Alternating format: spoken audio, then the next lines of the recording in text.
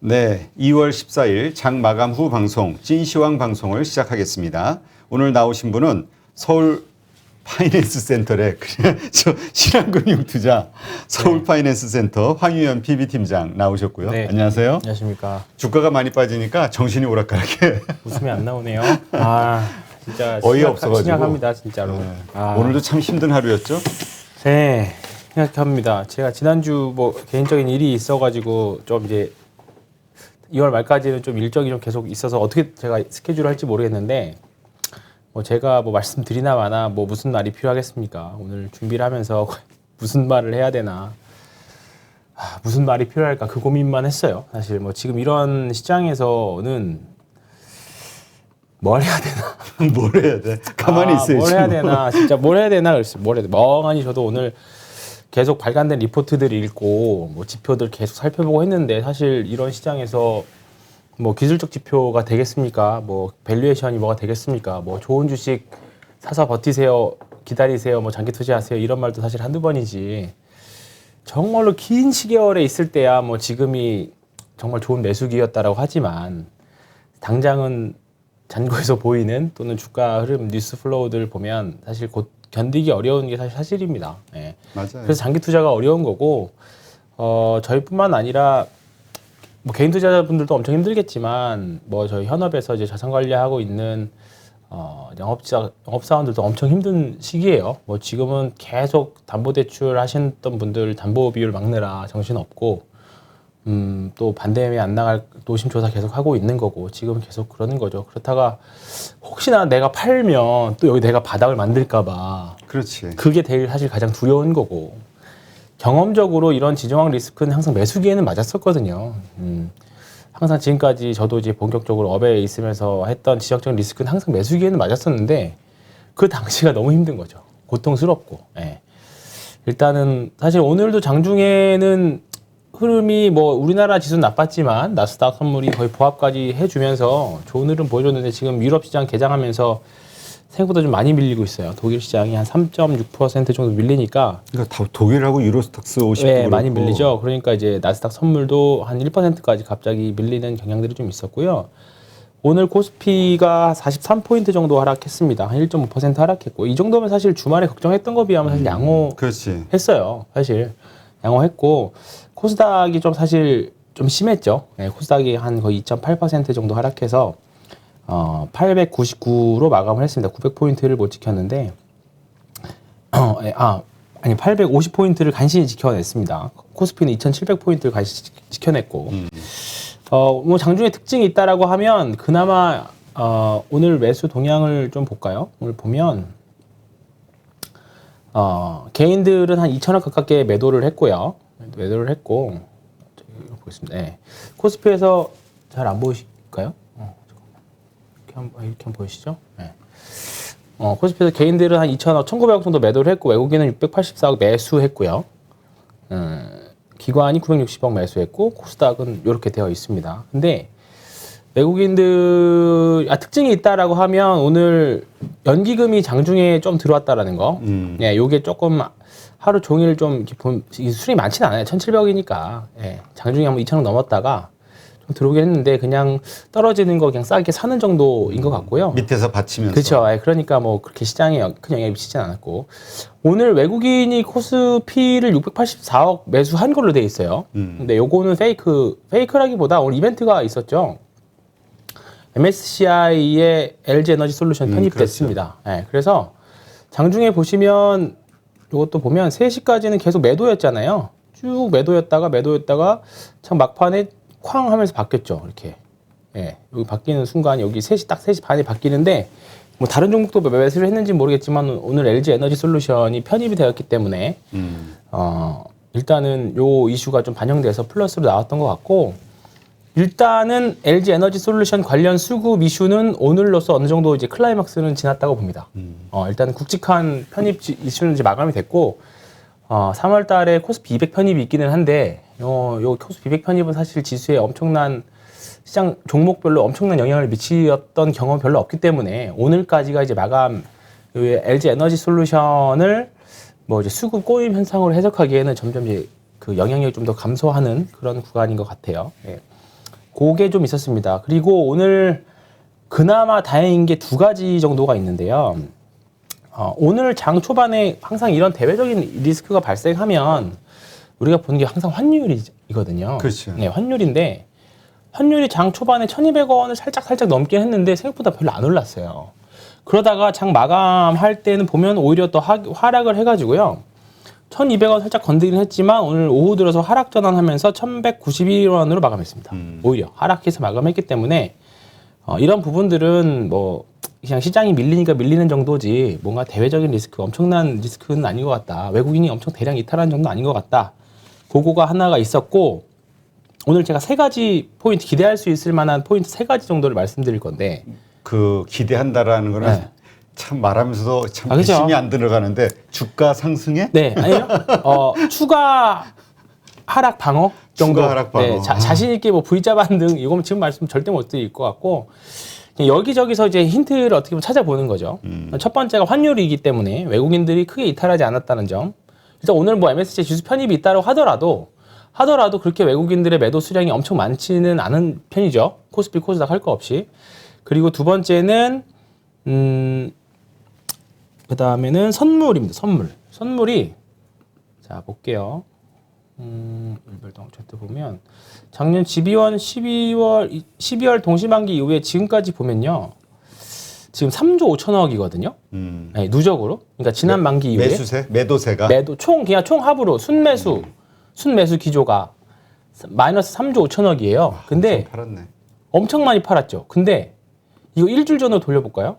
5조 5천억에서 줄은 겁니다. 그러니까 오히려 일주일 동안 여기 보시면 아시겠지만 화면에 잘 안 나오겠죠? 잠깐 보시면 여기서부터 2조를 땡겨 샀습니다. 여기서 2월 8, 9, 10, 11에서 2조 일단은 5거래일 동안. 네, 5거래일 동안 2조를 샀죠. 그래서 지수는 뭐 2,700포인트 있지만 오히려 역으로 선물은 바닥에서 사고 있다라는 점. 이게 뭐 제가 뭐 이제 미결제약적 이런 거 확인하지는 않았지만 어쨌든 매수 기조가 들어왔다라는 거는 누적으로 2조 정도 일주일 동안 샀다는 거는 그나마 조금 기대해 볼 만한 거. 3월 만기까지는 아직은 3월 만기가 많이 남았습니다.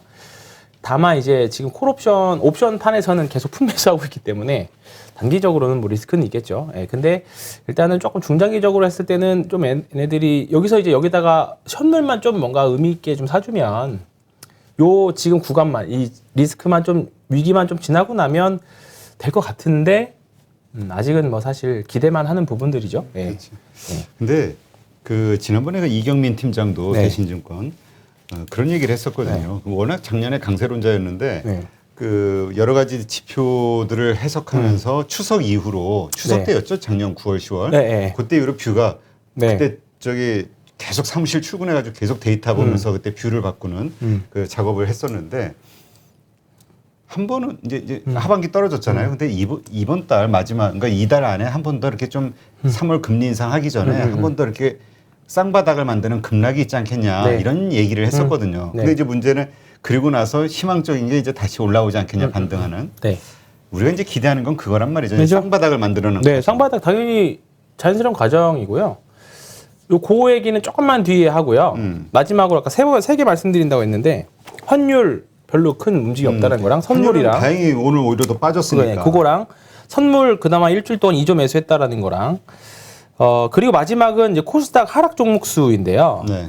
우리가 보면 이런 급락장에서 오면 뭐 이제 코스닥 하락 종목 몇 개 이상 하면 그 뒤에 1개월 뒤, 3개월 뒤 수치 이런 거 나오잖아요. 근데 지금 오늘 보면 역대 최대인 1,320개가 나왔어요. 코스닥에서. 아, 네, 그래요? 역대 최대 수준입니다.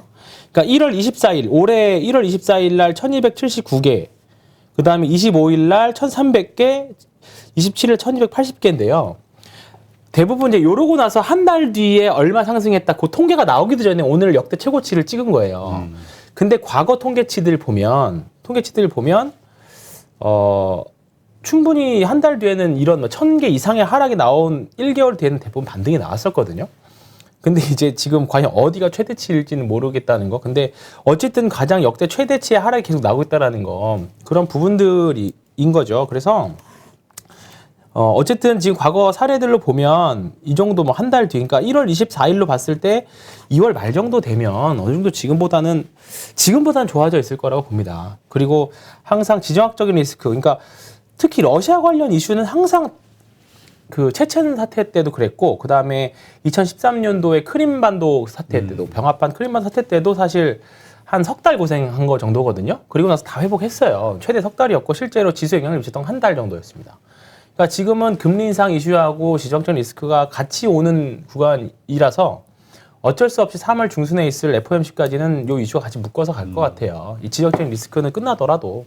그러니까 이제 2월 말에서 3월 초, 뭐 길면 3월 중순까지는 어쩔 수 없이 기다려야 됩니다. 어쩔 수 없이 기다려야 돼서 조금 뭐 긍정적으로 이제 종합해서 긍정적인 요소들을 생각해 보면 3월 중순 이벤트들이 많이 있습니다. 3월 14일에 15일 FOMC 회의 있고 이때 이제 금리 인상 확률 거의 이제 원래는 25bp 정도 했는데 이제 거의 50bp까지는 기정사실화해서 보는 것 같고, 그렇게 되면 상반기에 지금 100bp 올리려고 하고 있거든요. 이번에 50bp, 다음에 25, 또 다음에 25bp, 상반기에 100bp 1% 올리고 그 다음에 하반기에 또 1% 정도 올리고, 원래는 연준의 기준금리 목표가 2%였는데요. 지금 2.5%까지 올라가져 있어요. 그러면 장기채 금리도 2%를 10년물 금리가 2% 찍고 살짝 내려왔는데 이게 다시 2.5까지 또 올라가는 과정이 위로 올라가는 과정이 있을 겁니다. 그러면 그 과정에서 또 변동성 계속 나올 거예요. 그래서 이 구간은 앞으로 한 달 정도는 지속될 거라고 보는데 앞서 말씀드렸던 3월 14일, 3월 중순에 FOMC 선물옵션 동시만기 3월 10일이 있고요. 그 다음에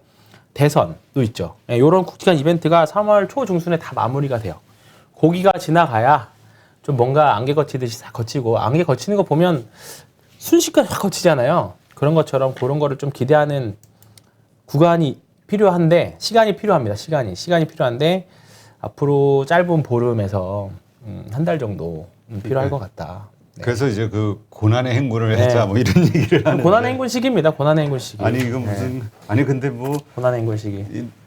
그러니까 어쩔 수 없어요. 지금 워낙 이 현실에 매몰이 되면은 앞이 너무 막막하고 깜깜하니까.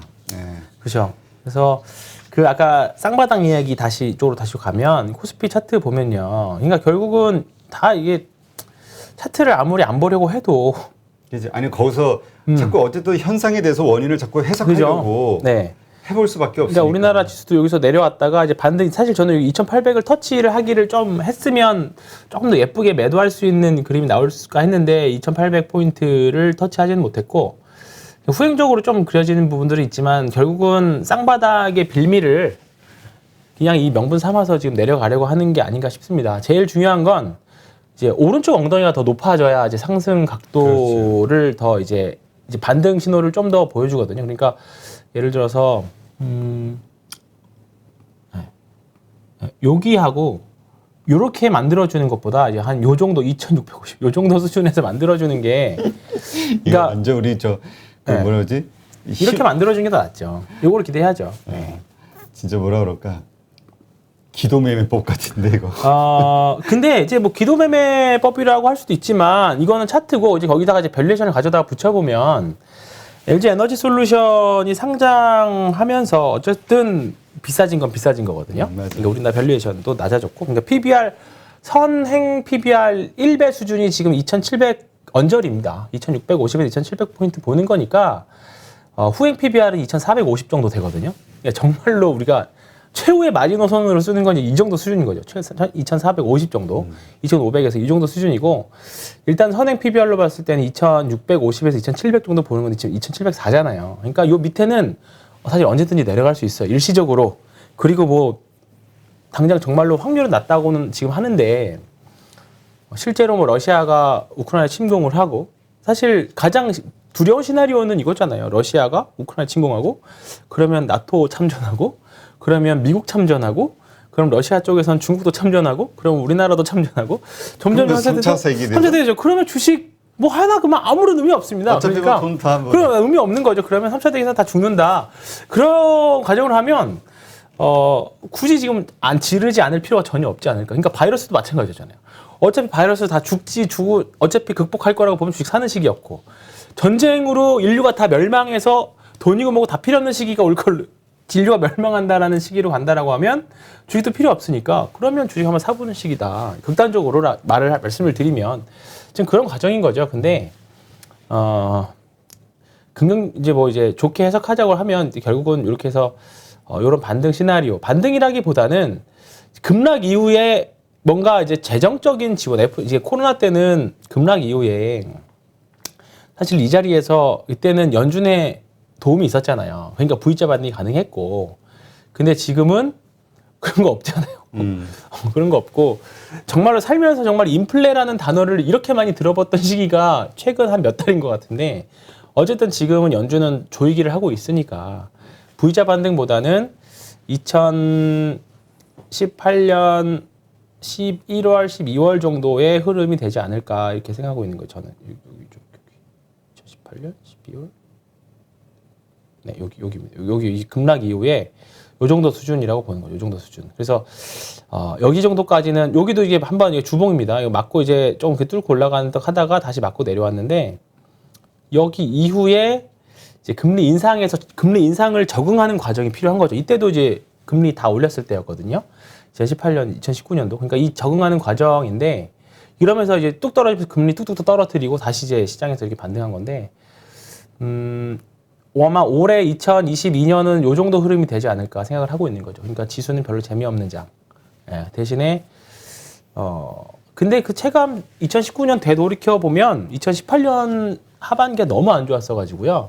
만족하는 걸로 굉장히 만족했던 것 같아요. 예, 대형주가 올랐다기보다는 많이 밀렸던 종목들이 많이 올랐던 시기였던 것 같고 그 당시에도 반도체 종목들이 상대적으로 좋았었고 뭐 그런 흐름들이 좀 있었습니다. 그러니까 지금 섣불리 예상하기는 또 어렵고 지금 사실 예상보다 대응이 더 중요한 장이기는 한데 어쨌든 2700 이하 포인트는 어딘지 모르지만 반등 포인트는 만들어지긴 할 거예요. 그러니까 주봉으로 봐도 지금 장기평선 테스트 하고 있잖아요. 이게 121선인데 여기 정도 2650 언저리가 일단은 현실적으로 한번 기대해 볼 수 있는 구간이긴 합니다. 이거는 근데 이런 라인들은 지나고 나서야 맞아요. 별 의미 없습니다. 지나고 나서 여기가 결국은 맞았더라 이렇게 해석되기 때문에 만약에 여기서 한 번 더 밀리면 공포의 툼에도 나올 확률이 굉장히 높아요. 그렇기 때문에 그 구간은 예측하기가 굉장히 어렵습니다. 심적인 구간이기 때문에. 그래서 뭐 이때도 마찬가지였어요. 이때도 지극히 마찬가지였고. 그러니까 이때는 어쩔 수 없이 파생 쪽에 기댈 수밖에 없어요. 예, 이제 그거는 만약에 변동성이 심해지거나 그랬을 경우에는 기회가 되면 또 말씀드리긴 하겠지만 어쨌든 지금부터는 어려운 구간 여전히 많이 남았고 그리고 대신에 경험적으로 좋은 날은 또 옵니다. 네, 그거 말씀드리고 싶었습니다. 네. 좋은 날은 옵니다 하는데 힘이 안 들어가네. 네, 맞아요. 그랬어요. 네. 그러니까 오긴 와요. 오긴 확실히 옵니다. 그러니까 네, 경험적으로. 매 순간이 네. 사람이 매 순간 그 강한 확신으로 내일을 기다릴 수 있다라면 다 버티지. 그죠. 근데 이러저러한 불안정한 요소들도 있으니 네. 그게 힘든 거죠. 그죠. 네.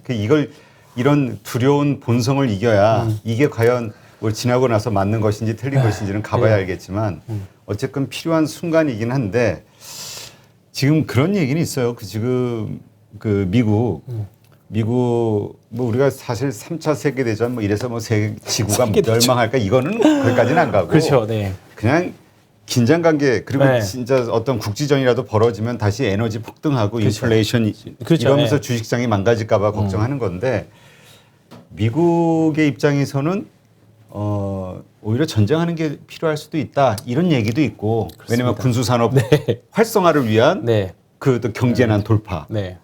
뭐 또 한편에서는 뭐라 하더라 뭐 하여튼 여러 가지 있어요 얘기가 네. 그러니까 이제 더 불안한 거라 사람들이. 오히려 러시아는 안 하겠다고 하는데 미국이 그 전쟁 난다는 있다. 소리는 푸틴은 안 해. 네. 근데 미국 쪽에서 자꾸 전쟁 분위기를 니네 만든다고. 하려고 하는 거 아니야? 하려고 하는 거니 계속 그런 분위기가 좀 있죠. 네. 아 이게 참 웃을 일이 아닌데 네. 참 어이가 없어가지고.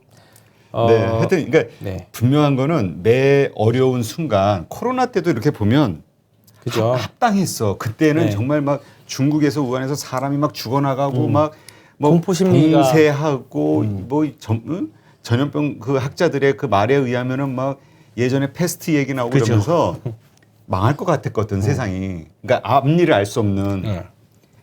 그러니까 그러한 공포심 그리고 합리적으로 비관적으로 생각할 수밖에 없는 상황. 맞아요. 이걸 이겨내야 되는데 그래서 이제 인간의 본성을 극복해야 돼서 그래서 주식이 어렵죠. 예. 어렵죠. 지금 마냥 뭐 사실 지금 뭐 좋은 주식이라고 지금은 뭐 다 결과적으로 안 좋은 주식이 돼버렸죠. 근데 실적 성장성이 있다라고 생각하는 주식들 가지고 있는 분이시라고 하면 올라올 때 분명히 올라오긴 할 겁니다. 대신에 이제 지금은 아니고 반등할 때 이제 리밸런싱 과정을 굉장히 조금 그때 잘해야 다음 주도주를 이제 또 찾아야죠. 분명히 코로나 사태 이후에 다 모든 주식이 급락한 이후에 분명히 주도주 스타주들이 탄생했잖아요. 분명히 이번 하락도 지나고 나면 분명히 또 뭔가 지금 시장을 압도적으로 상승하는 주도주가 나타날 거예요. 이게 제가 이제 항상 보는 게 이제 주도주의 생로병사를 말씀드렸을 때 생을 항상 말씀드리는 게 이 부분이거든요. 이게 그거는 분명히 시대를 관통하는 뭔가 투자 아이디어, 거기다가 실적도 되고 그 다음에 많은 투자자들의 동의를 얻는 뭔가 실현 가능한 이익, 다가올 미래에 대한 그런 부분들을 다 모든 참여자들의 동의하는 그런 종목들 또는 섹터가 분명히 나올 겁니다. 예. 근데 그 섹터가 지금은 계속 힘에다 말씀드리고 있는 거고, 그거를 찾는 과정을 찾기 위해서 계속 봐야죠. 그러니까 지금은 성장주, 분명한 건 성장주가 우리가 돈을 벌 수 있게 해줄 거는 맞는데 네. 단지 실적이 있는 성장주여야 맞습니다. 된다. 예전처럼 작년이나 재작년처럼 네. 그렇죠. 네. 꿈으로 당연하죠. 기대감만 실적이 붙어 있는 성장주는 금리 상승계도 오를 겁니다. 근데 단순하게 스토리, 뭐뭐 할 거래, 단순히 이제 꿈으로만 가는 성장주들은 시장에서 가장 먼저 내쳐지는 종목 섹터군들 중에 하나죠. 그래서 지금 상대적으로 지금은 가치주 섹터들이 더 강한 모습들을 보여주고 있잖아요. 오늘 대표적으로 상승 많이 한 주식들은 역시나 뭐 스마트머니들이 빨리빨리 움직이는지는 몰라도 뭐 가스 관련 주식들이라던가 석유 관련 주식들이 상승을 했어요. 오늘 신고가들 보면 혹시나 이 우크라이나 벌어지면 올라갈 그렇죠. 테니. 이미 그리고 가격도 어느 정도 반영했잖아요. 그래서 오늘 상승한 종목들이 대형주 중에서는 SOL이었고, 그 다음에 중소형주 중에서는 뭐 GSE, 가스 관련 GSE, 그 다음에 한국석유, 대성에너지, 뭐 이런 주식들이 상한가 도달하고 그런 모습들을 보여줬는데, 또 만약에 시장이 안정되면 이런 주식부터 또 빠집니다. 그렇죠. 예, 그래서 차마 제가 이거 따라가서 이걸 지금 못 하겠는 게 장중의 변동성. 그리고 오늘 밤에 혹시나 또 예를 들어 극적으로 타결했다. 뭐 전쟁 안 한다, 뭐 극단적으로 그렇게 나왔다 하면 반대로 이 주식들은 또 이게 확 정지 테마주처럼 사실 이렇게 움직일 수밖에 없거든요. 그래서 지금은 섣불리 행동하시기에는 좀 어렵고, 하신다라고 하면 오히려 장중 단타가 오히려 낫습니다. 오늘 지금 그러니까 현금이 있으면. 이게 만약에 트레이딩 하실 분들이라면 그날 사서 그날 팔아라. 오버나잇 성공해서 그 투자 논리가 맞으면 당연히 다음날 큰 수익 얻긴 하겠지만, 실패했을 때의 그 타격이 굉장히 클 수 있습니다. 그래서 하지만 또 장중단 다투기 쉬운 게 아니잖아요. 쉬운 건 아니죠. 예. 지금도 사실 선수들도 굉장히 하기 어려운 구간이기도 지금 하고요. 선수들도 다 지금 네. 손해보고 지금 망연자실하고 있는 상황이라고 네. 하는데. 그러니까 지금 오늘 그게 망연자실이 어디서 나타났냐면 거래대금에서 나타났어요. 보면 오늘 코스닥 거래대금이 정말 처절합니다. 처절해. 얼마나 나왔어요, 올해? 보시면 지금 계속 10조 언더였죠, 요새. 네.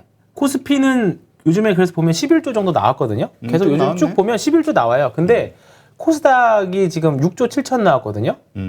요거 거의 지금 올해 들어서 지난번에 6조 8천억 나왔던 게 얼마 안 됐던 것 같은데 그거보다 더 줄었어요. 그러니까 지금 이 부분이 굉장히 시장 투자 심리를 좀 계속 안 좋은 걸 반영해주고 있는 거고, 지금 개인 거래 비중이 굉장히 많이 줄었습니다.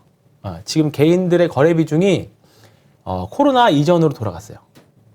쉽게 말하면 뭐 극단적으로 좀 말씀을 드리면 이제 코로나 이후에 들어왔던 개인 투자자들이 지금 아무것도 안 하고 있는 거죠. 이미 물려서 팔지도 못하고. 그래서 옛날에 했던 분들, 단타 하셨던 분들만 그냥 계속 지금 매매 다시 하는 거고, 그런 이제 예전에 들어왔던 분들이 좀 사실 별로 이제 지금 사실 어떻게 팔지도 못하고 더 추가로 사지도 못하고, 그 현금도 많이들 말라 있으실 거고, 이 정도면 뭐 그런 상황입니다. 없죠. 이미 다 물타기 한다고 다 들어갔지, 돈이. 맞아요. 그러니까 그 경험적으로 사실 물타기보다는 불타기가 성공 확률은 굉장히 높습니다.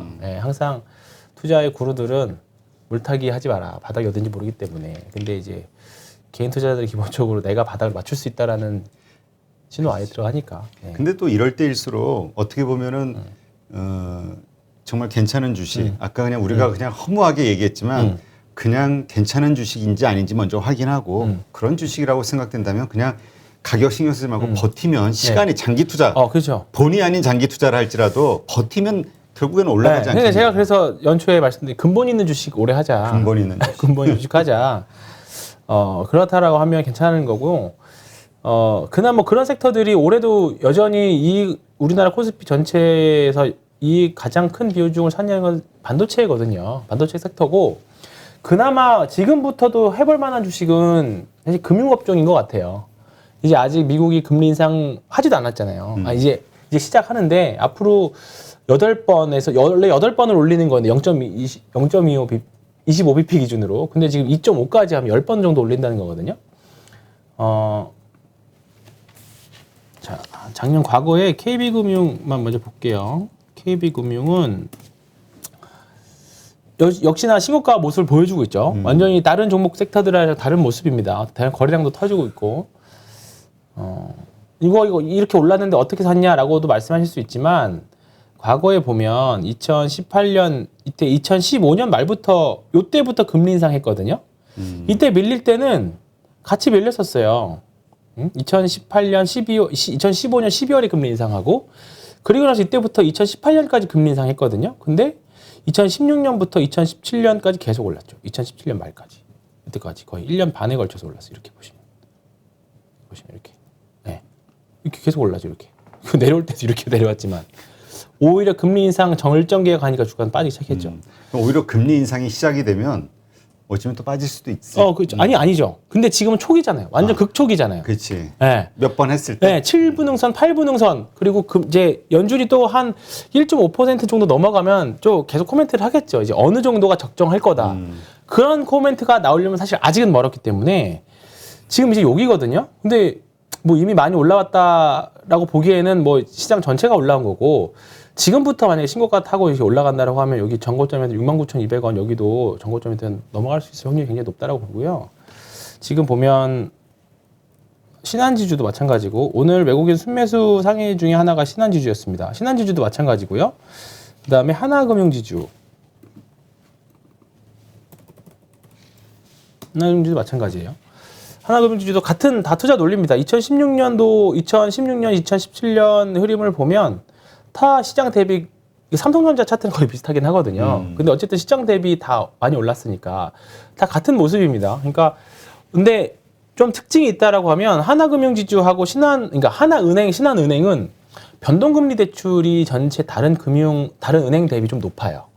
그러니까 어쨌든 변동금리가 원래는 금리는 좀 낮기는 한데 뒤로 가면 뒤로 갈수록 금리가 더 높아질 거 아니에요. 그러니까 초반에 이제 변동금리 비중이 높은 주식들이 뒤로 가면 갈수록 수익성이 좀 더 높아질 수 있을 거라고 봅니다. 그래서 지금 제 생각으로는 뭐 충분히 하나금융지주나 신한지주 같은 것들은 해볼 만하지 않을까. 배당주 매력도 지금 우리금융은 어때요? 우리금융 지난번에 그 정부 지분 공기관 지분 네. 매도했었잖아요. 그러면서 아니 우리금융지주도 뭐 다를 게 있을까요? 그냥 이때는 비슷하죠? 분할 상장해서 그렇긴 하지만 같은 논리죠. 다 지금 4대 금융지주들은 그리고 지방은행까지도 IBK 기업은행이나 이런 종목들도 다 괜찮을 것 같아요. 아까 얘기했던 그 논리야. 우리 황 팀장이 얘기하셨듯이 그러니까 지금 올라가는 건 좋아. 근데 지금 시점에서 사면 이제 또 시장이 반대로 되면 이게 내려갈까 그렇죠. 봐. 근데 이건 내려갈 수 있죠. 당연히 오르락 내리락 할 건데 그냥 단순하게 생각한다는 거죠. 금리 인상할 거고 우리나라도 하반기 50bp 더 올릴 건데 그러면 단순하게 외국인 투자자들 얘네들은 그냥 가만히 있어도 실적 좋아지겠네. 뭐 그렇게 되는 거죠. 그래서 해지용으로도 저는 굉장히 좋을 것 같아요. 해지용으로도 충분히. 알겠습니다. 한번 금융주. 네. 이게 그가 되게 지루하지만 전에 그 누구지? 그 신한 BNP 파리바 네. 부사장 하셨던 네. 서준식 그 부사장 네. 지금 교수하시는 그분이 작년에 나와가지고 금융주로 싹 포트를 바꿨다고 그러더라고요. 작년 초에. 그러더니 아니 저 재미없는 금융주 가지고 작년에만 40% 수익 났다. 네. 50%인가? 지금 그때가 5만 원이었다라고 하면 지금 한 30% 정도 30%까지는 안 났겠네요. 작년 극초반이었으면 뭐 충분히 났겠는데 뭐 어쨌든 간에 시장 대비 강한 모습 지금 보여주고 있으니까 추세는 만들어졌는 것 같고요. 네. 같이 투자하시는 분들이 또 참 알 수 없어요. 이게 그래서 무조건 오래 한다고 가치 투자도 아니고 그렇지. 적정하게 잘 투자도 찾아야 돼, 아니고 흐름을. 네, 그러니까 미국 주식도 지금 변동성 엄청 심하잖아요. 사실 뭐 미국이 상대적으로 안전하다라고 생각하셔서 한국 주식 안 하고 미국 주식 가신 분들도 많이 있을 텐데 미국은 지금 삼성전자보다 더 큰 주식들이 변동성이 엄청나게 나오잖아요. 개별주처럼 나오잖아요. 저 그러니까. 페이스북, 네, 뭐, 저 네, 메타? 메타 플랫폼 네, 그런 종목들 그러니까 당분간은 이 변동성 감내하셔야 되는 구간에 들어왔습니다. 예, 이게 다 그래. 경험이죠. 예. 결국은 우리가 그냥 이 현실적으로 체감이 안 돼서 그러는데 사실 작년 하반기서부터 계속 지속적으로 얘기해 왔잖아요. 이제 실적 장세가 올 네. 것이다. 실적 좋은 기업. 네. 하지만 그래도 내가 가지고 있는 이 주식은 좀 예외로 계속 오르지 않을까. 왜냐하면 개별적인 그 호재들이 자꾸 눈에 그렇죠. 띄거든. 네. 자기 생각에는 네. 투자자들 입장에서는. 그런 기대로 버텨왔는데 이제 어쨌든 전체 흐름이 글로 가니 네. 그래서 이제 지금이라도 실적이 좋은 곳으로 바꿔야 되냐. 그렇지 않으면 이미 이왕 많이 빠진 거 그냥 들고 가야 되냐. 이거 가지고 고민할 거라고. 지금은 어쨌든 뭐 성장주고 뭐 2차 전지 뭐 제가 안 좋게 말했던 2차 전지든 뭐 게임주든 지금은 가져가는 거에 맞고요. 나중에 이제 뭔가 시장이 안정화되는 구간 그 이후에는 상승 흐름은 그때부터 더 극명하게 달라질 거라 봐요. 그 제목에 저 질문에도 있는데 솔직히 지금은 억울해서 못 팔겠다. 그럼요. 지금 오늘 못 팔죠. 아니 진짜 그 정말 그 수익 한때 수익까지 플러스 수익 뭐 네. 30% 40% 생각하셨던 분들도 이제는 오히려 마이너스까지 지금 와 그렇죠. 있으니 이게 제가 이거 왜 어떤 말이냐면 제 고객님 중에서 이제 좀 약간 나이 있으신 이제 회장님 한 분 계세요. 카카오는 제가 정말 위에서 정말 설득해서 팔았어요. 잘 팔았어요. 지금 이제 저한테 고맙다고 하는데 네이버는 혹시 모르니까 네이버는 들고 와 보겠다. 그래서 지금 어떻게 해야 되니? 그래서 네이버도 어지간하면 상황 봐 정리하시죠 그랬더니 지금 나는 억울해서 못 팔겠다. 그분이 하신 분이에요. 아 지금 시점에서. 네, 지금은 더 이상 억울해서 못 팔겠다. 내가 그 수익을 얼마를 받는데 네이버 보면 이건 윤영이야. 잠깐만요. 어디냐? 네이버도 많이 빠지긴 했죠. 네이버도 뭐 카카오랑 네이버랑 같이 비슷하게 빠졌죠. 근데 그분도 이때부터 시작하셨으니까. 근데 뭐 한 수익이 엄청 났다가. 그렇죠. 거의 그분이 한 24만 원, 5만 원 정도 매수 단가였던 것 같은데 46만 원 뭐 엄밀히 말해서 그분은 45만 원, 6만 원이 내 본전인 거예요. 근데 계좌 그 고점이 수익 났던 생각. 수익 최고점 수익률 봤던 게 내 본점이 된 거죠. 그러니까 아마 많은 분들 주린이 분들이 개인 투자자들이 다 비슷할 거예요. 우리 PD도 저기 앞에 있는 PD도 위메이드 가지고 수익이 30% 났다고 좋아했었거든. 네. 역시 주식은 오르는 강한 주식이 올라타야 그렇죠. 된다고. 결국에는 마이너스 15% 20% 네, 이렇게 그렇죠. 해서 손절하거나 말았다고. 이게 왜냐면 100% 갔다가 플러스 20% 30% 돼 있으면 이게 수익 단계가 같은 게 같지 아니라 마이너스 80% 먹은 거나 비슷한 체감이니까 사실 그런 상태인 거죠. 근데 문제는 뭐가 있냐면 저렇게 그렇게 올랐던 주식들 우리가 보면은 이런 경향이 있더라고. 그 예를 들어서 이제 내가 어떤 이렇게 어떤 테마 형성하면서 올라가는 주식에 탔는데 수익이나 자신감이 생기는 거야. 그렇죠. 그러니까 그런 비슷한 위험한데 그 우리 근본은 약하지만 오를 것 같다고 그 느낌이 형성된 주식에 과감하게 들어가서 거기서 확 무너지는 그렇죠. 경우. 이게 그러니까 지금 그러니까 저도 고객님들 중에 어떤 전화가 오냐면 어차피 손실 다 난 거 뭔가 한 방으로 지를 만한 거 뭐 없냐 계속 물어봐요. 다들. 그러니까 이거 그 요즘에 한 방에 모든 걸 만회할 수 있는. 다 팔고 어디 한 종목 질러서 한 방에 만회할 수 있는 겁니다. 근데 저는 웬만하면 진짜 말립니다. 그거를 지금 상황에서는 확률도 낮을 뿐더러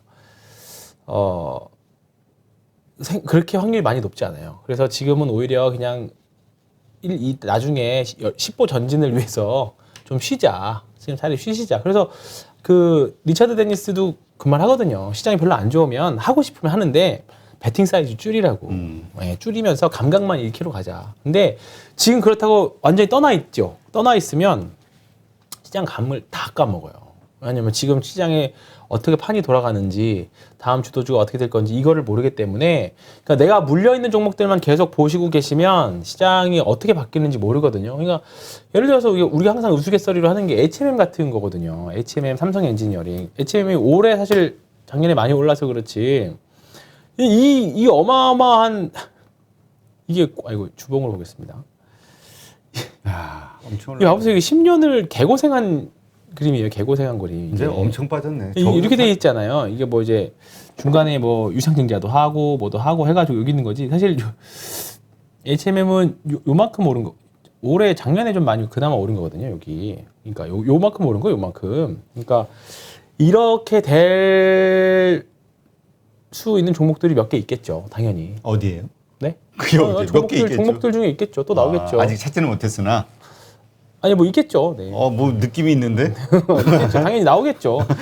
근데 이제 이런 사례를 그러니까 이런 거 만약에 경기민감주나 성장주 혹시나 정말 장기 성장이라고 생각해서 들어갔지만 이게 만약에 시장에서 완전히 소외되고 시장의 논리가 완전 경쟁자가 등장한다던가 논리가 바뀌었을 경우에 이 HMM도 한때 얼마나 꿈을 먹고 가는 주식이었습니까? 여기 때도 그랬고 대표 삼성 엔지니어링이 그랬거든요. 진짜로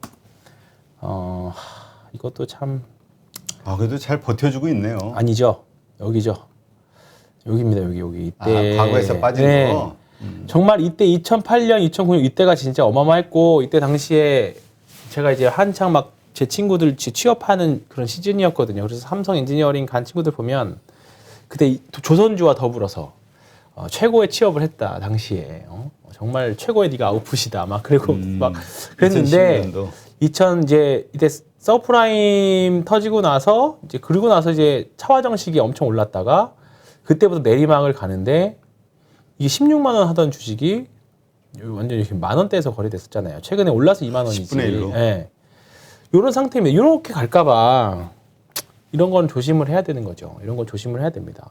그래서 무조건적인 장기 투자가 옳은 건 아니다. 근데 그렇습니다. 이렇게 한번 질문을 할게요. 삼성 엔지니어링이 그러니까 저렇게 고점 2011년대 고점을 찍었을 때의 PER과 만 원으로 떨어졌을 때의 PER이 똑같아요? 아니 그러니까 다르죠. 어떤 악재가 있기 때문에 그럼요. 매출이나 이익이 줄어서 떨어진 걸로 봐야 되는 거죠? 그렇죠. 당연하죠. 근데 거기서 가장 공통점은 뭐냐면 이번 카카오도 그랬고 카카오가 그렇다는 건 아닙니다. 항상 보면 결정적 보면 항상 3년이나 4년치 밸류에이션을 땡겨오는 그 경향이 굉장히 강해요. 한국 주식은 3년에서 4년 정도 땡겨오면 정말 조심해야 되는 걸 이번에도 사실 좀 많이 느꼈어요. 근데 참 그게 작년에 주도주들이잖아요. 그렇죠. 게임주, 메타버스 게임주 아니면 그렇죠. 2차 전지 소재주. 이제 거기서 땡겨왔는데 다시 실적을 내고 올라가면 다시 또 거기서 2차 시세가 나는 거죠. 다음 턴 때 그 실적을 다시 정당화될 때. 근데 그걸 회복을 못한다. 삼성 엔지니어링이 그랬거든요.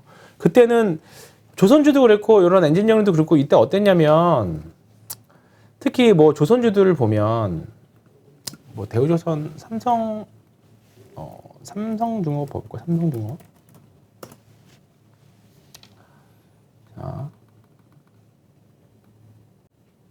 자, 이때잖아요. 이때 차화정 조선주 날라갈 때 2009년, 이때가 2009년이고 이때였는데 이때 뭐였냐면 미래 3년치, 4년치 수주할 걸 예상해서 땡겨왔었어요.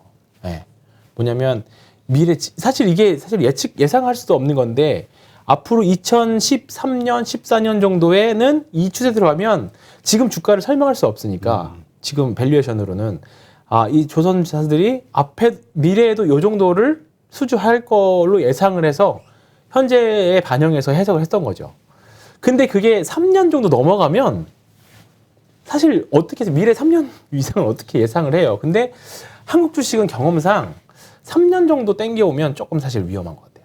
그러니까 우리가 지금 잘 나가고 있는 주식들이 항상 몇 년치 매출을 땡겨오잖아요. 그러니까 그러한 몇 년치 매출이 땡겨와져 있는 그래서 비싸지만 괜찮아 이거 지금 미래 그 가치 생각하면 합리적이야라고 하는 그 순간이 사실은 위험한 순간이에요. 위험하죠. 그때가 가장 희망찬 스토리도 나오고 왜냐하면 주가가 상승이 가장 가파를 때니까 퍼도 가장 높으니까 주가가 쫙 솟는다는 거는 퍼가 치솟는다는 거잖아요.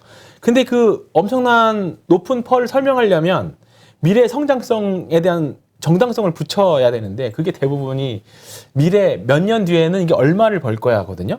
근데 그 가정이 어느 순간 딱 빠그라지는 순간이 옵니다.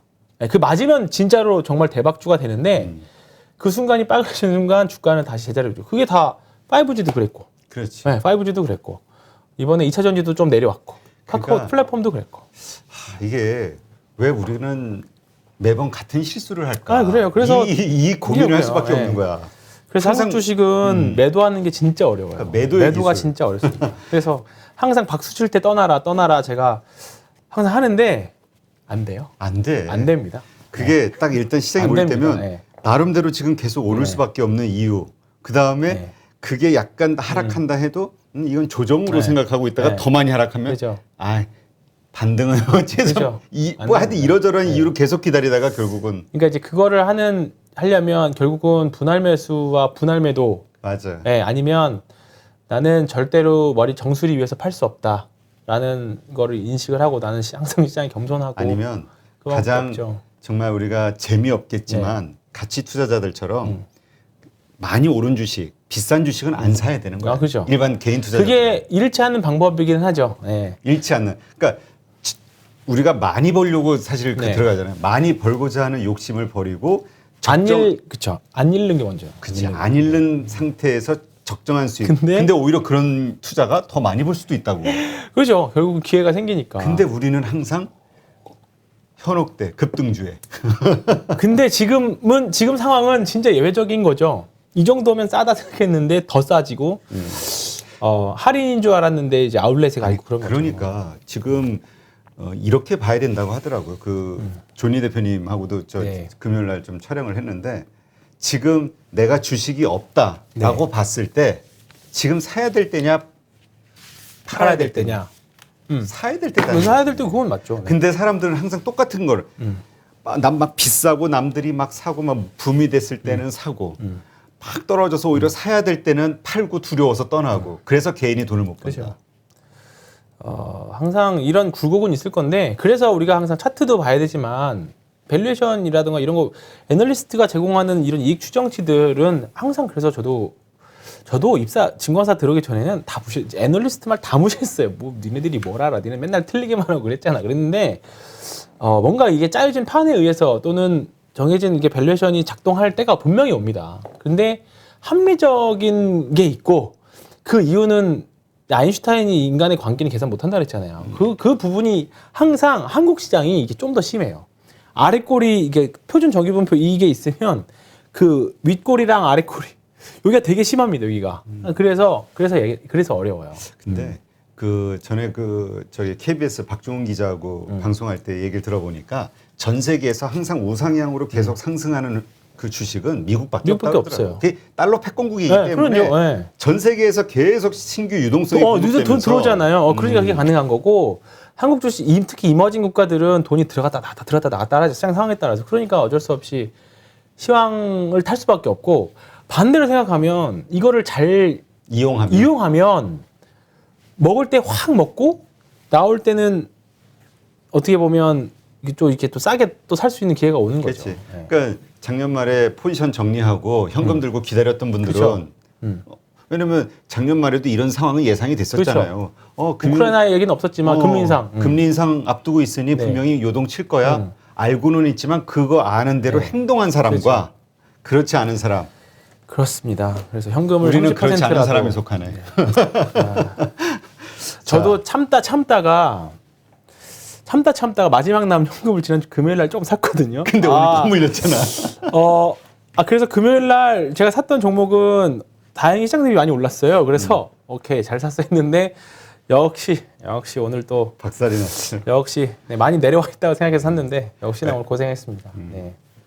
아직 저는 한 번의 카운터 펀치를 위해서 정말 손가락을 막 이래가면서 이게 참아갔다. 2020년도 사실 극단적인 장이었고 그렇지. 2021년도 정말 극단적이었고 지금 사실 극단적인 장이 오고 있어요. 아무도 한 근 10년 내에도 사실 없었던 스타일의 장이거든요. 그러니까 지금 정말로 오래 하셨던 분들도 정말 힘든 장입니다. 맞아요. 지금 그러니까 펀드 누가 매니저도 너무 다 힘들어요. 힘들어요. 네. 지금 뭐 자문형 랩도 굉장히 수익률을 굉장히 저조하고요. 대신에 올라간다는 믿음들을 가지고 있는 주식들을 가지고 있다라고 하면 그렇죠. 우량주들. 네, 우량주를 갖고 있고 실적이 꾸준히 상승한 주식을 갖고 있다라고 하면 뭐 단기적으로 좀 고생할 수 있지만 저는 그래서 사실 작년에 엄청 좋았을 때 얼마나 나중에 후폭풍이 얼마나 감당을 못 하려고 이렇게 오를까 그 생각도 사실 일부 해서 조금 했었거든요. 근데 이게 생각보다 이렇게 좀 나온 거고 이걸 반대로 뒤집어 생각해 보면 이렇게 고생을 시키는 거면 나중에 얼마나 좋으려고 이렇게 고생을 시킬까 하는 거죠. 그래서 다만 아직은 조금 희미하지만 아까 말씀드렸던 건 억울해서 못 팔겠어요. 그래서 못 팔겠어 억울해서 진짜 못 지금. 팔겠습니다. 네.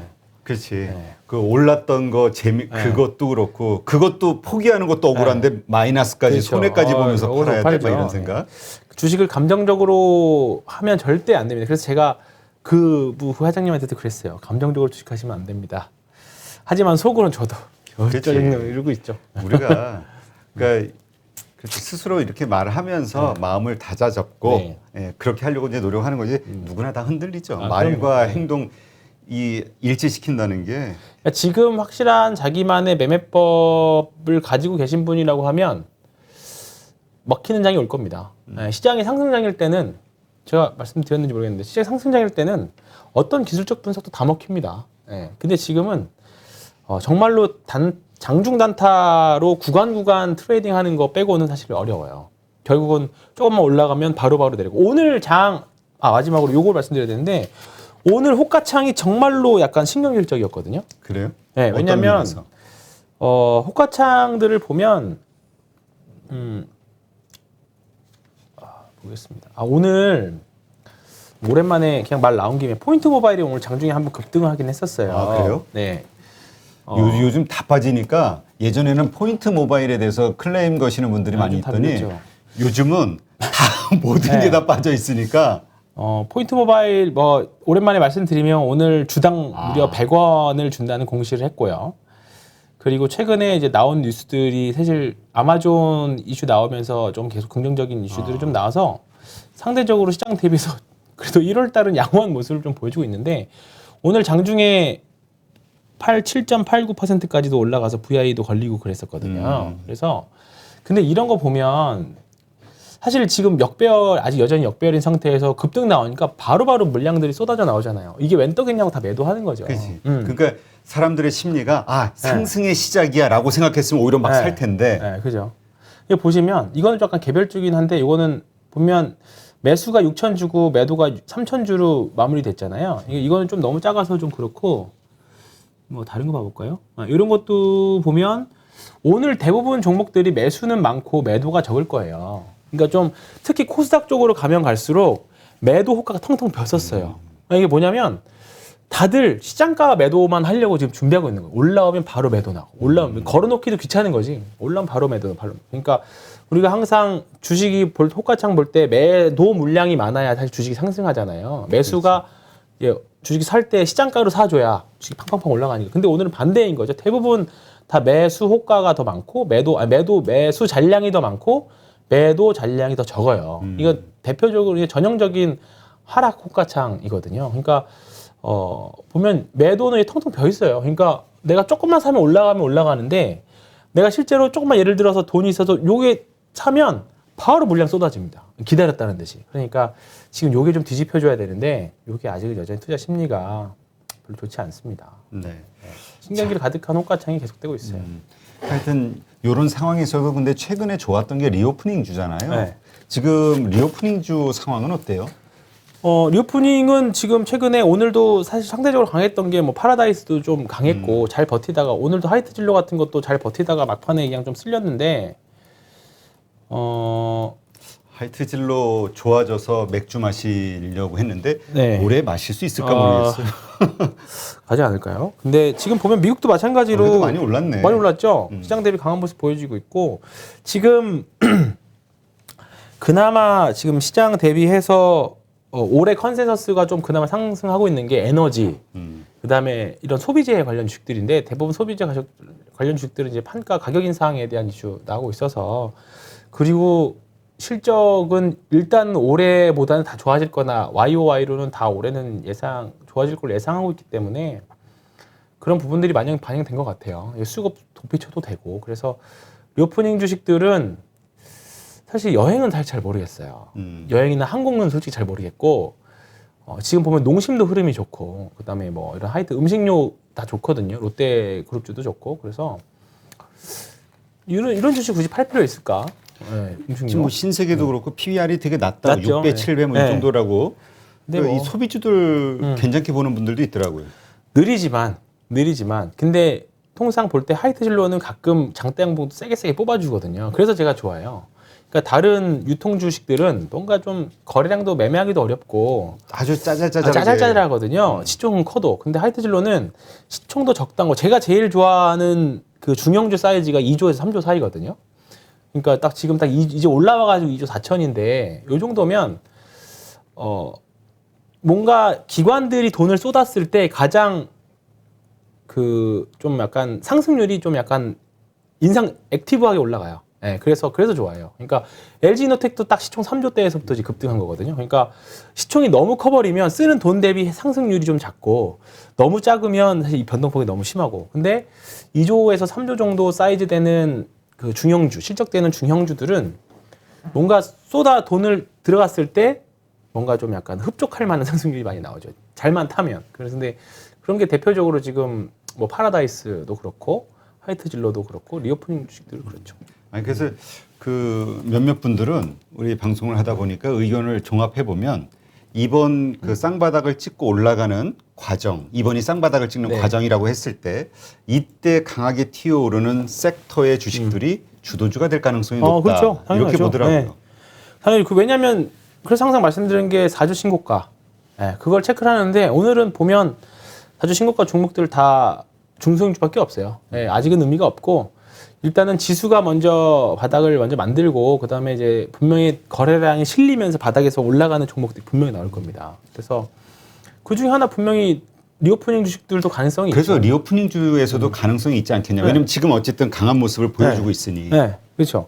그러니까 일시적으로는 만약 시장이 반등하면 예를 들어서 반도체나 이런 애들이 올라오면 얘는 당연히 빠질 수 있겠죠. 근데 그동안 오래 쉬기도 쉬었고 이런 게 되게 의미가 있죠. 이렇게 거래량 대량 거래 터지면서 올라오는 것들 이런 것들은 분명히 돈을 많이 들어갔다는 거니까 이게 하이트 진로 같은 경우에는 그 이때 올랐을 금요일날 급등했을 때는 그거였죠. 가격 인상에 대한 이슈가 있어서 그때 여기서 묵은이라고 말씀하셨었잖아요. 그럼에도 불구하고 그 다음 주에 주가가 빠지지 않았어요. 묵은 기사 떴음에도 불구하고 그렇다는 거는 하반기에는 뭔가 이제 가격 인상 압박에 대한 소위 말하는 이제 인플레 효과를 볼 수 있다라는 거죠. 그래서 이런 부분들 좋죠. 다 보면 뭐 주정 만드는 회사도 오르고 있고 병 만드는 동원 시스템즈 있거든요. 동원 시스템즈 또 볼까요? 동원 시스템즈.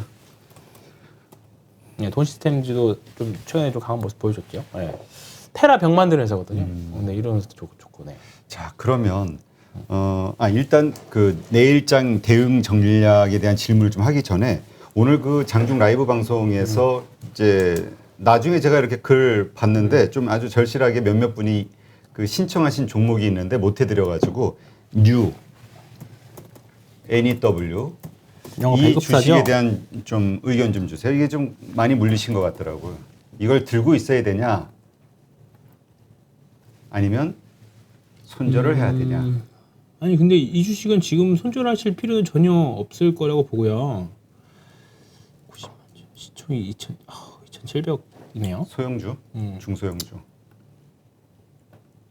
이게 그때 이것도 NFT 그 다음에 그 한국 그 넷플릭스 그 우리 한국 컨텐츠들 기대감으로 올라갔던 주식이죠.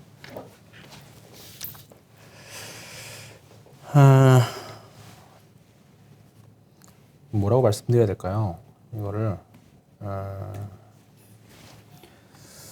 최근에 가장 좋았던 게 11월 달이었는데 작년 11월 15일.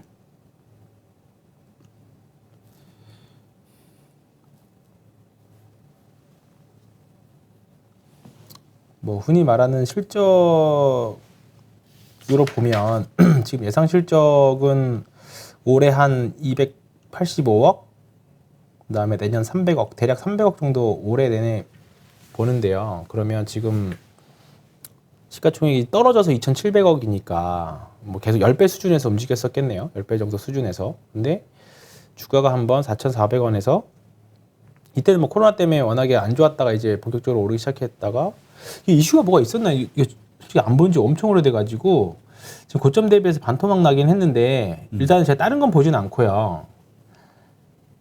일단은 저점 대비해서 5배 올랐습니다. 그죠? 이게 보니까 하나금융투자에서 나온 리포트가 메타버스 시대에 VFX 자회사 뭐 이 엔진의 이 엔진의 가치가 부각될 것으로 봤다. 메타버스 시대가 온다면 다양한 콘텐츠를 통해 기초 자산을 보유했거나 믿을 수 있는 뭐 VF사들의 가치가 늘어날 것이다. 뭐 이런 차원에서 NEW를 좋게 이야기를 했네요. 콘텐츠 제작사로서. 제 기준으로는 저는 여기 2만 원까지는 좀 쉽지 않을 거라고 보고요. 매수가가 얼마인지 모르겠지만 일단은 저점 대비해서 5배 올랐거든요. 일단은 저점에서 최고점 대비해서. 근데 고점에서 거래량 싼 고점을 2번 맞추면 여기서 거래량이 2번 터졌잖아요. 크게. 이거는 거래량으로는 정말 좋은 신호는 아닙니다. 보시면 거의 역대급 거래 대금이 나왔거든요. 네, 그죠? 거래량이 터졌다. 네, 거래 대금 보면 뭐 당연히 주가가 많이 올라서 거래 대금도 많이 터졌겠지만 거래량 수준도 보면 거의 최고점 수준이에요. 이게 지난번에 넷플릭스에서 지옥이라는 그 드라마를 만들었을 때 1위를 했었거든. 그때가 사실 거래량이 터지면서 이게 하락하기 시작했거든. 그때부터. 뭐 그 이후에 더 추가적으로 영화가 나올지는 모르겠지만 그만큼 지옥을 더 넘어서는 그 무언가가 있어야 되는데 그게 없다라고 하면 네, 딱 이렇게 나오네요. 예, 9,500원 정도가 이제 3분의 2 조정이고요. 딱 거의 다 왔거든요. 현실적으로 12,500원 정도가 기술적 반등 타겟일 것 같습니다.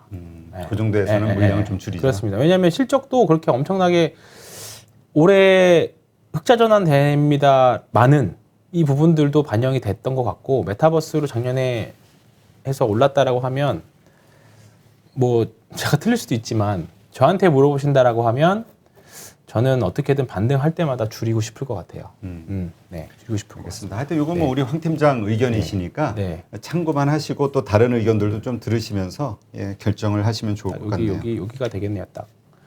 12,500원이 딱 정확히. 어쨌든 기술적 분석으로만 봤을 때. 이게 되돌림인데 3분의 2 지점에서 반등 나와서 50% 되돌림까지 딱 요만큼 정도거든요. 만약에 한다면 단타도 지금은 이제 반등도 가능한 건인데 그래도 한 30% 상승 폭은 있거든요. 네, 그러니까 그 정도. 알겠습니다. 자, 오늘 만약에 장이 어렵게 또 나스닥이 끝난다. 그럼 내일도 우리 어려울 거라고 생각해야 되겠죠. 혹은 또 가끔 반대로 갈 때도 있어. 네, 그죠. 근데 아까도 얘기했지만 기분 좋은 거는 환율이 떨어지고 있으니 혹시나 하는 기대감이 생기는 거죠. 내일 전략 어떻게 하는 게 좋을까요? 독일이 큰 의미가 없네요. 거의 그대로고요. 그렇지, 3.5% 지금 하락 중이라. 네, 거의 그대로고 어떻게 간밤에 어떤 게 나올지는 모르겠지만 만약에 내일 떨어져서 2,700 이렇게 하면 당연히 2,700 깨지겠죠. 그리고 오늘 장 막판 3시 정도 넘어갔을 때 보면 반대 매매를 우려해서 먼저 선제적으로 나오는 물량들이 많이 있었거든요. 3시 넘어서. 그리고 오늘 외국인들의 순매수는 엔솔 이슈로 인한 수급이었기 때문에 큰 의미가 없고 그럼 내일 아침에 또 반대 매매 또 나올 겁니다. 그러면 오늘 하고 내일 정리되는 반대 매매들은 아마 이번 주 수요일, 목요일, 금요일까지 해서 계속 잔고로 잡힐 거예요. 그래서 거기서 좀 줄으면 이제 다음 주 정도에는 좀 이제 물론 우크라이나 이슈가 좀 잦아들어야 될 겁니다. 그거는 정말 예상할 수 없는 거기 때문에 그렇다 치면 그러면 좀 반등 가능할 거라고 봐요. 근데 뭐 지금 당장은 뭐 V자 반등은 어려울 것 같고 하락이 멈추기를 좀 기대해 보고 이제 재정비하는 시간을 좀 갖는 기간이 좀 더 늘어난다. 그래서 고난의 행군이 앞으로 한 달은 기다릴 것 같다. 우리가 무슨 진짜 뭐 없습니다. 그 북한의 그 뭐지 구호 노동 구호가 맞아요. 그렇습니다. 노동 구호가 우리한테 적용될 줄은 몰랐는데 근데 또 좀 이런 생각도 들어요. 이게 유럽이라든가 이런 쪽에서는 악재로서 이렇게 할 수 있지만 미국 시장에는 오히려 아까 얘기했지만 미국의 입장에서는 좀 군수 산업의 긍정적인 면도 있기 때문에. 근데 그러면 차라리 로키드 마틴 이런 쪽이 오르지. 미국도 금리 상승기에 성장주들 세게 맞는 거는 어차피 저도 좀 이제 쉬는 구간이라고 보기 때문에 빅테크 주식들 지금 최근에도 보면 리오프닝 주식들만 더 강하거든요. 그렇지. 그러니까 미국도 그렇고 한국도 그렇고 이런 추세는 조금 더 될 거라고 봅니다. 시장이 진정이 돼야 됩니다. 근데 우리가 이번에 우크라이나 사태, 러시아 사태를 예상하지 못했던 것처럼 분명히 또 예상하지 못한 곳에서 또 해결이 될 거라고 봐요. 또 그럴 수 있습니다. 여러 가지 가능성이 있습니다. 하여튼 이렇게 모두가 다 하락할 수밖에 없는 것처럼 보이는 상황에서는 또 나스닥이 반등하는 경우들이 있어가지고. 그죠? 예. 아니면 이상하게 한국 시장은 괜히- 또 뭐야 왜 반등해? 또 그럴 수도 있죠. 그렇죠. 또 나스닥이 떨어졌는데 한국이 오를 수도 있고. 그러니까 하여튼 우리가 너무 희망의 끈을 많이 버리지. 밀렸네요. 그러니까 이게 단기적으로 보면 안 될 것 같아요. 이미 그러한 시장 상황은 아니고 네. 좀 중장기적으로 보고 마음 관리를 잘 할 수밖에 없는 상황. 본의 아니라 하더라도 네, 그렇습니다. 아, 참. 억울해서 못 팔겠다. 오늘의 일자만 팔면. 감정적으로 대응하는 건 아니고요, 절대로. 근데 지금 주식대에서는 못 판다. 그렇죠. 네. 그 위에서도 참았는데. 그 위에서는 좀 팔긴 했는데 다시 사서 문제죠. 그러니까 네. 1월 달까지 1월 초까지만 해도 잘 치고 빠지고 네. 치고 빠지고 하다가 1월 중순부터 아이. 물린 것 같아요. 황 팀장도. 속상하네, 속상해. 네. 하여튼 아마 모든 투자자들이 똑같은 상황일 네. 거예요. 그러니까 다 모두가 이렇게 힘들 때 오히려 그게 또 위로가 될 수도 있는 거니까 그렇죠. 네. 잘 버티면서 이 고난의 시기를 한번 잘 버텨보시죠. 네. 네, 오늘 힘든 시장을 보내고 오신 네. 황희연 팀장님 오늘 수고 많으셨고요. 맞습니다. 네, 방송 보시는 분들도 일단 뭐 나스닥, 유럽 증시 걱정되시겠죠. 일단 다 잊으시고 편안한 휴식, 저녁 그 수면 취하시기 바랍니다. 그래야 또 내일 또 건강하게 건강한 육체와 정신으로 또 하루 시작할 수 있으니까. 네, 하여튼 긍정적으로 보시죠. 수고하셨습니다. 김정수 저자님 2021년도에 네네. 13억이라고 어떻게 그렇게 벌 수 있었을까요? 저도 단타나 초단타, 장기 투자도 다 해봤는데 제 성향상 세 부분은 다 실패했었고요. 주식 투자는 이게 평생 할 수 있는 직업입니다. 주식 투자를 그렇게 오래 하려면 무엇보다도 다른 사람한테 종목 이런 거를 의뢰하거나 추천받아서 하면은 오랫동안 할 수가 없습니다. 스스로 혼자 할 수 있는 그런 능력을 배워야 됩니다. 그래서 누구나 1시간 안에 200개 종목에서 좋은 종목을 고를 수 있는 그런 능력을 배워갈 수 있도록 제가 도와드리려고 그렇게 하고 있습니다. 네, 이번에 8.15 머니톡에서 8.15 캠퍼스라는 교육 프로그램을 준비했습니다. 이제까지 방송을 하면서 느낀 게 너무 투자에 대해서 잘 모르면서 시작하시는 분들, 그리고 준비가 되지 않으신 분들, 그럼에도 불구하고 큰 돈으로 실전에 들어가서 돈을 잃는 분들이 너무 많다는 것을 알게 됐습니다. 이러한 분들 다시 한번 체계적으로 주식에 대해서 투자에 대해서 공부하고 지금까지는 돈을 잃었더라도 앞으로는 자신만의 어떤 투자 원칙을 세우고 돈을 벌 수 있는 그러한 계기를 만들고 싶어서 8.15 캠퍼스를 준비했습니다. 한국 주식시장에 맞는 투자법과 관련해서 단기 매매 혹은 초단타, 장기 투자 혹은 스윙 여러 가지의 방식들이 있는데요. 어떤 것이 옳다 그르다 판단하기는 좀 어려울 것 같습니다. 결국은 그 투자를 하는 사람의 성향이 어떤지 그리고 그 자금의 성격이 어떤지에 따라서 가장 본인에게 적합한 투자 방식을 찾는 게 필요하지 않을까. 그러기 위해서는 먼저 이러한 다양한 투자법들에 대해서 알아야지만 나에게 맞는 투자법이 무엇인지를 판단할 수 있지 않을까 생각을 합니다. 이론적이 아닌 실제 투자에서 큰 수익을 내신 분들, 자신만의 어떤 기법 혹은 투자 노하우를 가지신 분들을 첫 번째 대상으로 삼았습니다. 물론 그분들이 가지고 있는 투자 방식은 장기 투자일 수도 있고 스윙일 수도 있고 단기 매매일 수도 있는데요. 각 분야에 정말 특화된 어떤 실적을 가지신 찐 투자자, 찐 고수라고 볼 수 있는 분들, 이러한 분들을 선택했습니다. 그리고 전체적인 주식시장에 대한 이해, 그리고 투자자들의 심리, 특히 한국 주식시장의 데이터들을 훤히 알고 있는 거시적 관점으로도 시장을 바라볼 수 있는 애널리스트, 이코노미스트들도 8.15 캠퍼스와 함께 합니다. 이번 8.15 캠퍼스에서 첫 번째로 준비한 교육 프로그램은 2021년 시장 정말 힘들었습니다. 많은 분들이 공감하실 텐데요.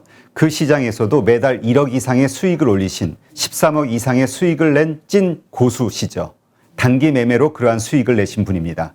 이분의 특징은 자신만의 원칙으로 종목을 발굴하는 기법을 가지고 계시다는 거죠. 이분의 교육은 단기 매매를 통해서 수익을 내고자 하시는 분, 그리고 현재 그렇게 투자를 하고 있지만 손해를 보고 있으신 분들, 이런 분들이 자신만의 단기 매매 투자 원칙을 확립하는 데 큰 도움이 되지 않을까 생각합니다. 네, 요즘 우리 김정수 저자님 인기가 아주 커지고 있는데요. 네. 댓글 보니까 깡통 형님으로 불리시더라고요. 예. 어떻게 인기 체감하고 있으신가요? 예. 저도 뭐 댓글도 보고 전화도 여러 번 많이 받았습니다만은 제 책을 그 10번 이상 읽었고 유튜브를 뭐 몇 번씩 보셨다는 분들도 계셔가지고 무려 그 200만 횟수가 넘어갔고 오늘자로 보니까 230만 횟수를 돌파했습니다. 그리고 제가 다니는 헬스장까지 찾아오셔가지고 자기를 제자로 받아달라 뭐 이러신 분까지 계셔가지고 예, 한편으로는 당황스러웠고 한편으로는 고마웠습니다. 네. 이번에 교육 과정을 만드시죠. 네네. 가지고 계신 그 투자의 노하우를 네. 정말 제대로 전달하기 위해서 네네. 좋은 프로그램을 만드는데 네네. 이유가 특별히 있으실까요? 아, 이게 주식 투자는 이게 평생 할 수 있는 직업입니다. 지금 워런 버핏도 90살이 넘어서도 왕성하게 활동을 하고 계십니다. 그 주식 투자는 마우스만 클릭할 수 있는 힘이 있으면 누구든지 나이가 100세가 넘어서도 할 수 있고 우리 젊은 사람 기준으로 봤을 때는 앞으로 최소한 뭐 3, 40년 이상, 50년 이상 할 수 있기 때문에 주식 투자를 그렇게 오래 하려면 무엇보다도 다른 사람한테 종목 이런 거를 의뢰하거나 추천받아서 하면은 오랫동안 할 수가 없습니다. 스스로 혼자 할 수 있는 그런 능력을 배워야 됩니다. 그래서 스스로 할 수 있는 능력을 배워가도록 그렇게 책을 썼고 또 유튜브에서도 여러 번 이제 나와서 했는데 그것만으로 조금 부족하고 디테일한 부분을 자세히 설명 못하는 부분들이 있어갖고 제가 이 프로그램을 끝까지 성실하게 이수하시면은 누구나 1시간 안에 좋은 종목을 고를 수가 있고 또 나만의 필살기를 갖추어가지고 평생 그 낚시를 즐기면서 할 수 있는 그런 바탕을 마련해주고 하고 있습니다. 그래서 깡통을 무려 12번이나 쳤지만 13번째 성공하고 14년도에 무려 13억 이상의 돈을 번 제가 확신을 가지고 여러분을 도와드릴 테니까는 여러분도 저를 믿고 같이 따라와 주시면 좋은 결과가 있을 것으로 이렇게 생각이 됩니다. 이 교육 과정을 통해서 그 교육 과정을 수료하는 분들에게 꼭 이거 하나만큼은 꼭 가르쳐 주고 싶다, 도움을 주고 싶다 하는 게 있다면 뭐가 있을까요? 그럼 물론 이제 제가 하루에 200개 종목을 12분의 1차로 이렇게 고를 수 있다고 여러 번 말씀드렸는데 이 프로그램을 이제 성실하게 잘 이수하고 공부하신 분들은 누구나 1시간 안에 200개 종목에서 좋은 종목을 고를 수 있는 그런 능력을 배양할 수 있도록 그렇게 프로그램을 짜고 제가 도와드리려고 그렇게 하고 있습니다. 한국 주식시장에서 장기 투자로 돈을 벌기는 쉽지 않다 이런 얘기 하시는 분도 있고요. 네네. 또 단기 투자 혹은 네. 단타를 통해서 돈을 벌기는 더더욱 쉽지 않다 네네. 이렇게 생각하시는 분들도 있거든요. 네네. 그런데 우리 김종수 저자님은 단기 매매를 통해서 네네. 수익을 내신 거잖아요. 네네, 13억을 그렇습니다. 보신 건데 네네. 그 단기 매매의 그 기간, 그러니까 네. 어떤 주식을 샀을 때 언제 파시는지. 네네. 제가 이제 주로 장대 양봉이 형성된 그 세력이 돈을 넣은 그런 종목을 위주로 특히 또 그 턴어라운드 된 그런 주식만 사서 그 이익이 한 플러스 10% 정도 나면은 매도를 하는 그런 거를 이제 기계적으로 반복을 해왔습니다. 그래서 그 수익이 누적되다 보니까 굉장히 큰 수익을 낼 수 있었습니다. 그러니까 이번에 교육 네네. 프로그램에서 가르치시고자 하는 것은 네네. 한국 시장에 특화된 단기 매매 네네. 트레이딩 방식이라고 그렇습니다. 생각하면 되겠네요. 네, 맞습니다. 저는 저도 단타나 초단타, 장기 투자도 다 해봤는데 제 성향상 이제 그런 거가 맞지 않았었고 그 세 부분은 다 실패했었고요. 그 또 한국 주식 시장 상황상 단기 매매가 아주 적합하다. 이렇게 생각이 들어서 단기 매매에 집중해서 하다 보니까 이렇게 좋은 성적을 거둘 수 있게 된 것 같습니다. 어떤 분들이 단기 매매 투자에 적합하다고 보세요?